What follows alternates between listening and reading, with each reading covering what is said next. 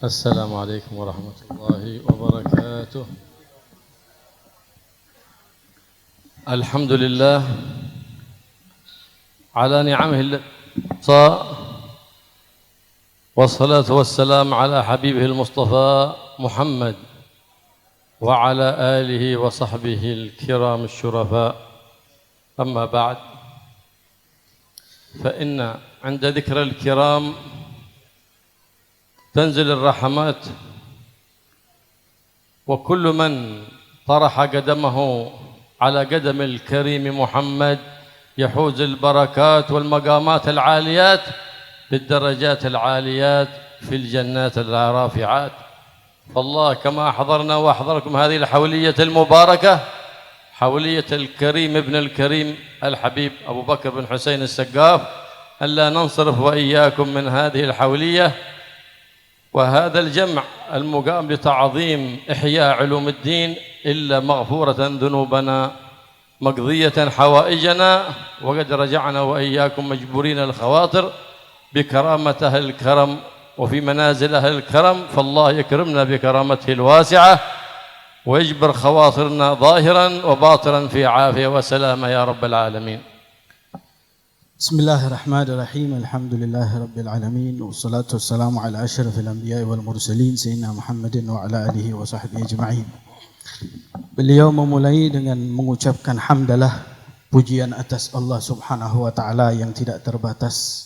Salawat dan salam atas junjungan kita Nabi besar Muhammad sallallahu alaihi wasallam beserta para sahabatnya dan keluarganya yang mulia.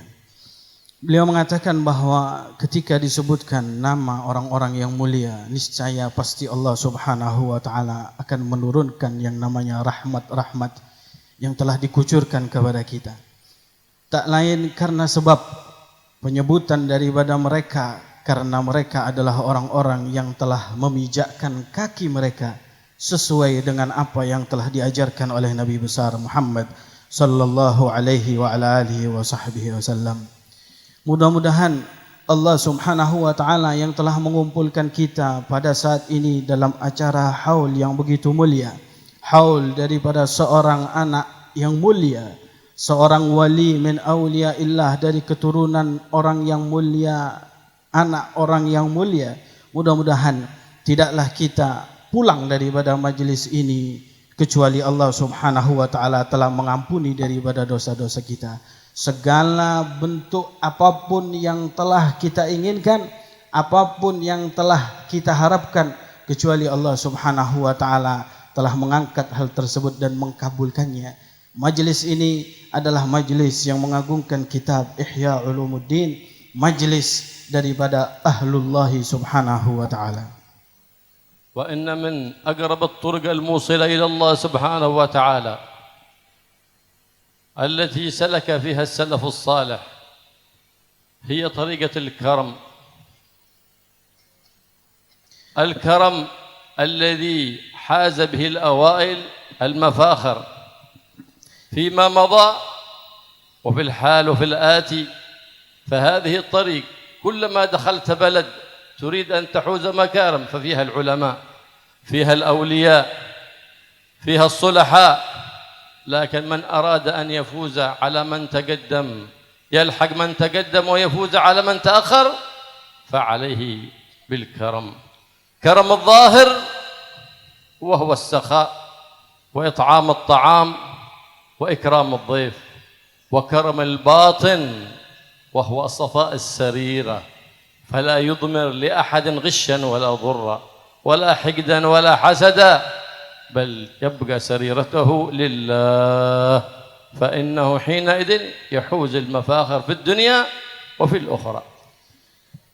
Beliau mengatakan jalan, salah satu di antara jalan yang terdekat kepada Allah Subhanahu wa taala yaitu adalah dengan cara mendapatkan al-karam, yaitu adalah kedermawanan.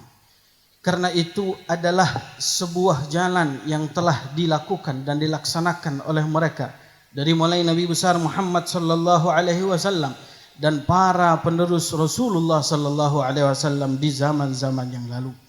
Yang namanya al-karam tersebut itu akan menghantarkan anda untuk bisa mendapatkan maqam daripada mereka para awliya wa salihin wal ulama al-amilin. Bahkan kalau ada sebuah kota, ada sebuah tempat, di situ ada yang namanya al-karam, yang pasti di tempat tersebut pasti ada para ulama, pasti daripada ada para mereka para awliya wa salihin. Dan yang namanya al-karam, kedermawanan tersebut itu ada dua macam. Beliau mengatakan ada karam zahir. Yang dimaksud daripada karam zahir yaitu adalah dermawan, memberikan makan kepada mereka orang-orang yang membutuhkan, memberikan daripada kebutuhan mereka para janda-janda dan para masakin. Dan yang kedua adalah karamul batin. Karam batin ini tadi adalah hati yang bersih, hati yang kosong, hilang dari yang namanya higid, menipu daripada orang lain. Karena orang yang memiliki hati yang bersih, maka pasti dia akan mempunyai kedermawanan yang begitu tinggi. أثنى النبي محمد صلى الله عليه وسلم على الصدقة وعلى فضل الصدقة حتى رغب الناس في إنفاق المال. وكان بعض الفقراء حاضر قال يا رسول الله إن ليس لدي مال فأتصدق به ولكني أتصدق بعرضي فمن شتمني أو اغتابني أو ذكرني بسوء فقد سامحته لله. فأطلق النبي محمد صلى الله عليه وسلم ولم يرد جوابا ثم رفع رأسه وقال أين المتصدق بعرضه؟ فقال ها هو فلان. فقال له إن الله قد قبل صدقتك. Suatu saat Rasulullah sallallahu alaihi wasallam tengah menjelaskan dan tengah mengajak para sahabatnya untuk banyak daripada bersedekah, banyak untuk menginfakkan hartanya. Rasulullah menyebutkan berbagai macam hadis sampai ada seorang fakir, dia berkata kepada Rasulullah sallallahu alaihi wasallam, "Ya Rasulullah, saya tidak mempunyai harta, tapi ada sesuatu yang ingin dan mau saya sedekahkan. Apa kehormatanku?" kata dia. "Aku akan memberikan, memaafkan kepada siapapun yang telah mencela aku, menghina aku, ataupun mengumpat daripada diriku. Siapapun yang menyebutkan aku dengan keburukan, maka aku akan sedekahkan itu semuanya, aku maafkan untuk orang tersebut." Rasulullah sallallahu alaihi wasallam beliau terdiam, kemudian menundukkan kepalanya. Setelah itu Nabi Muhammad SAW berkata, "Di manakah orang tadi yang telah mengatakan yang akan bersedekah dengan kehormatannya?" Maka orang tersebut mendekat. Rasul SAW berkata kepadanya, "Ketahuilah bahwa Allah Subhanahu wa taala telah menerima sedekah kamu." فإذا فات العبد الأعمال الصالحة ومباشرتها فلا تفوته النيات الصالحات، فإن السلف الصالح كانوا يعلمون أبنائهم النيات الصالحات قبل أن يعلمونهم الوضوء والصلاة، يعلمونهم النيات الصالحات فيما بينهم وبين رب البريات سبحانه وتعالى. مر رجل على كثيب من رمل وأضمره وهو ذو فقر شديد، فقال لو كان ذلك الكثيب من الرمل دقيقا وقد كان الناس في حاجة للدقيق في ذلك الزمان لتصدقت به في سبيل الله سبحانه وتعالى. فأوحى الله إلى نبي ذلك الزمان أن قل لفلان أن الله قد قبل صدقتك. فجاء نبي ذلك الزمان لذلك الرجل فيقول إن الله قد قبل صدقتك. فقال ما عندي ما أغذي به أولادي فكيف لي أن أتصدق؟ فقال ربما أضمرت شيء في قلبك. قال نعم، مررت بذلك الكثيب من الرمل فقلت لو كان ذلك الكثيب الرمل دقيقا لتصدقت به في سبيل الله سبحانه وتعالى. فقد قال له إن الله اطلع على صدق نيتك فأعطاك الله سبحانه وتعالى. فالنية هي المطية، فكل عمل حسن تتقدمه النية، فإن حسنت كان العمل أحسن وإن قبحت كان العمل أقبح. Beliau mengatakan dulu mereka para salafun saleh mengajarkan kepada anak-anak mereka bagaimana tata cara niat di dalam berbagai macam amal. Bahkan mereka mengajarkan niat tersebut sebelum mereka mengajarkan kepada anak-anak mereka bagaimana tata cara wudu, bagaimana tata cara sholat. mereka mengajarkan satu persatu daripada niat-niat yang baik kepada anak-anak mereka. Bahkan diriwayatkan bahwa dulu ada seseorang yang fakir, miskin, dia tidak mempunyai apapun. Pada saat itu adalah masa paceklik, banyak orang kelaparan. Suatu saat orang fakir tersebut melewati ada satu tumpukan di padang pasir, tumpukan yang namanya pasir yang begitu banyak. Kemudian di dalam hatinya dia berkata, kalau seandainya saya kaya raya dan saya mempunyai tepung yang begitu banyak seperti pasir yang ada di tempat ini semuanya, maka aku akan sodakohkan semuanya untuk para fuqara dan masakin supaya mereka tidak kelaparan. Subhanallah, apa yang ada di dalam hati daripada orang tersebut telah diketahui oleh Allah Subhanahu wa taala. Sehingga Allah mewahyukan kepada nabi yang ada pada zaman itu sendiri, pada zaman tersebut Allah mengatakan, ya fulan, wahai Nabi Allah, sampaikan kepada si fulan bahwa Allah Subhanahu wa taala telah menerima sedekahnya yang bertumpuk-tumpukan daripada tepung itu tadi. Kemudian Nabi tersebut datang kepada orang tersebut dan berkata kepadanya, ya fulan, Allah Subhanahu wa taala telah menerima sedekahmu yang begitu banyak. Kemudian dia berkata, bagaimana Allah Subhanahu wa taala menerima sedekah saya, padahal saya ini buat makan saja enggak ada, apalagi saya mau sedekah. Kemudian Nabi tadi berkata, mungkin dalam hati kamu meniatkan sesuatu di dalam hatimu. Kemudian dia teringat dan berkata, ya, aku pernah berniat dalam hatiku ketika aku melihat padang pasir, aku niat kalau seandainya saya kaya dan saya mempunyai tepung sebanyak padang pasir ini tadi, maka aku akan sedekahkan kepada fuqara dan masakin. Nabi tersebut berkata, ini adalah niat yang telah dilihat oleh Allah Subhanahu wa taala dan itu semuanya dihitung oleh Allah Subhanahu wa taala sebagai pahala buat diri kamu. Oleh karena itu, niat itu adalah ibarat jalan. Sebelum kita beramal soleh, dahulukan yang namanya niat.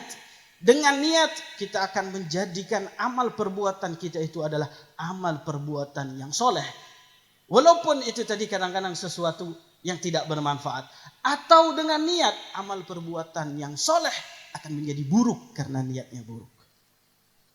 فلما أسست هذه القراءات من قراءة الإحياء على نيات صالحات أسسوها ناس من أهل الله، من أهل المعرفة بالله، من أهل المراقبة لله سبحانه وتعالى، بقت مستمرة كما قد رأينا في بيت الحبيب بكر بن محمد، في بيت الحبيب بكر بن حسين، في بيت الحبيب جعفر بن شيخان، لا زالت مستمرة إلى اليوم الليلة لأنها أسست على نيات صالحة، والنيات هي الأساس.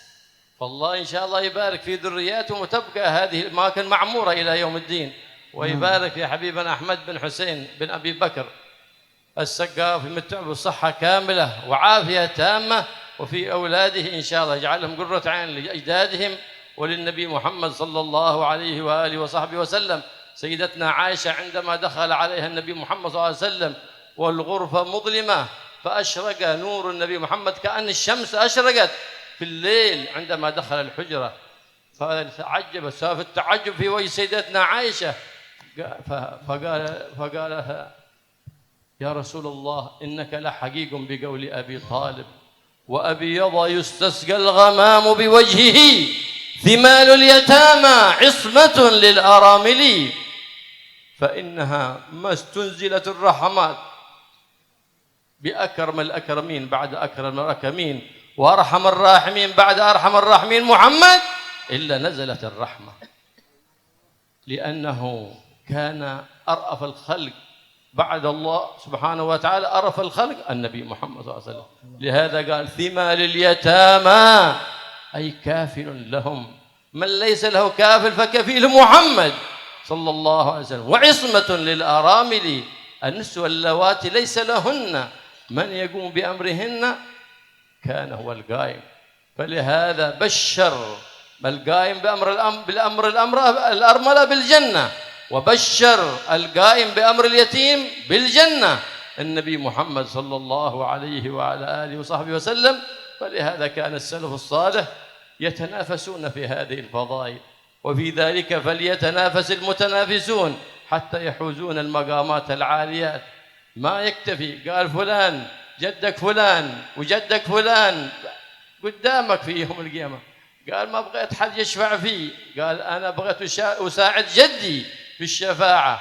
ما يغتر بالنسب إلا كل أحمق، لكن الذي يمشي على طريق السلف هو الذي يفرح بالنسب ويلحق بمن تقدم حتى يحوز الكرامة. فشر القوم من انتهى مجد آبائه على يديه، فالله لا ينهي مجد آبائنا على أيدينا ويسلك بنا وبكم طريق السلامة وطريق الكرامة، جوار السلف الصالحين وجوار النبي محمد الرؤوف الرحيم. وتعود علينا وعليكم هذه الحوليات مرات وكرات، ونحن وإياكم في أتم الصحات وأتم العافيات، ويمتعنا بصالح الزمان ورجال الأوان متعة كاملة، ويحببنا إليه محببهم إلينا يا رب العالمين.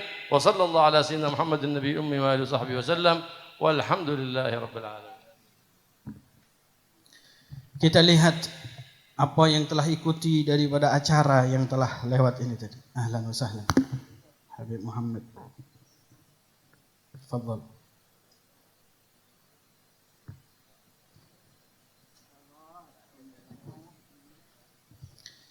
Kita lihat apa yang kita ikuti daripada acara ini tadi, dari pembacaan Ihya Ulumuddin. Tidaklah pembacaan Ihya Ulumuddin dan rutinitas yang kita laksanakan pada pagi hari ini kecuali itu adalah karena berkat niat salihat, niyah yang saleh daripada ahlullah subhanahu wa ta'ala. Karena berkat niat tersebut maka majlis pembacaan Ihya ini berlangsung dan langgeng sampai sekarang. Dari mulai pembacaan Ihya yang ada di tempat Al-Habib Abu Bakar bin Muhammad As-Saggaf, kemudian pembacaan Ihya di tempat ini, tempat Al-Habib Abu Bakar bin Husain As-Saggaf, kemudian pembacaan Ihya di tempat Al-Habib Ja'far bin Syekhan As-Saggaf.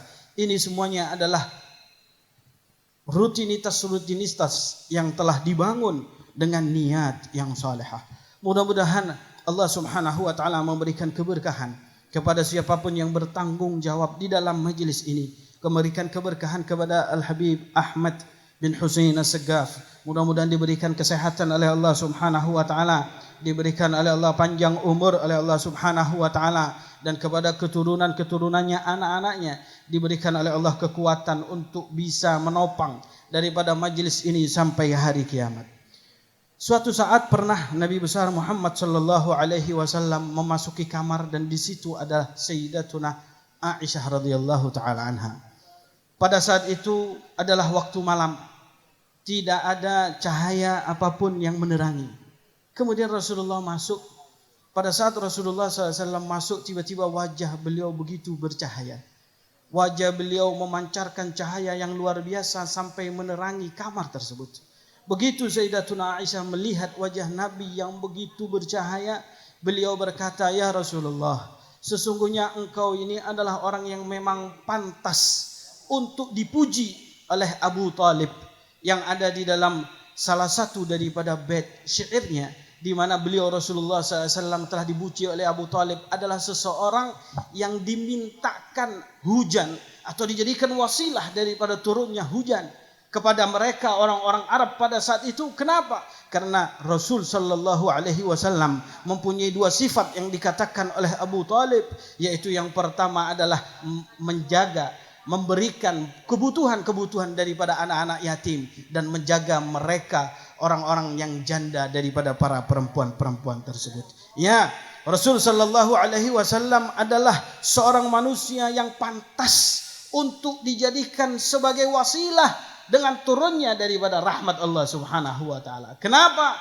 Karena memang setelah Allah subhanahu wa ta'ala maha pemberi rahmat, maka yang memberikan rahmat, yang akan menyalurkan rahmat kepada seluruh yang ada di atas muka bumi ini adalah Nabi besar Muhammad sallallahu alaihi wa ala alihi wa sahbihi wasallam.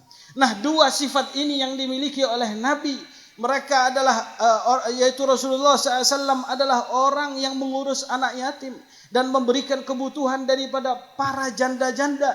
Inilah yang dilakukan oleh mereka para aslafun salihun. Mereka sangat memperhatikan daripada anak-anak yatim. Mereka sangat memperhatikan daripada janda-janda yang ada. Karena orang yang memperhatikan anak yatim, seperti yang dikatakan oleh Rasulullah SAW, adalah mereka para penghuni surga. Mereka yang memperhatikan daripada janda-janda, mereka adalah orang-orang yang akan menjadi penghuni daripada surga. Dalam hal ini mereka berlomba-lomba. Wa fi dzalika falyatanafasil mutanafisun. Dan di dalam hal-hal kebaikan seperti ini, mengayomi daripada anak yatim, memberikan kebutuhan orang-orang janda, mereka saling berlomba-lomba terhadap hal tersebut. Dalam hal ini mereka tidak mengandalkan yang namanya nasab yang mereka miliki, tidak. Padahal kakek dan nenek moyang mereka adalah orang-orang soleh yang luar biasa. Tapi mereka tidak mengatakan, nih kakek saya begini, tidak.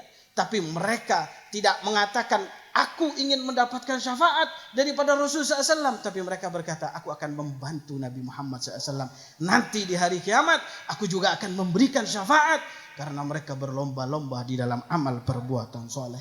Orang yang bodoh, orang yang dungu, orang yang tolol adalah mereka yang membanggakan dengan nasab yang telah dia miliki. Apalagi yang lebih dungu lagi, mereka adalah orang-orang yang apabila kemuliaan nasab yang dimilikinya berhenti pada titik dirinya sendiri. Ayah, kakek, nenek moyangnya orang soleh, dianya nggak soleh, berhenti di situ kemuliaan. Maka disitulah adalah titik kerendahan daripada seseorang yang bernasab mulia. Mudah-mudahan Allah Subhanahu wa taala membawa kita untuk bisa berjalan di dalam jalan mereka para salafun saleh, dan diberikan oleh Allah Subhanahu wa taala kesempurnaan di dalam mengikuti daripada mereka para salafun saleh. Ini yang bisa saya terjemahkan dari kalam Al-Habib Abdullah bin Abdurrahman Al-Muhdar. Assalamualaikum wal afu minkum.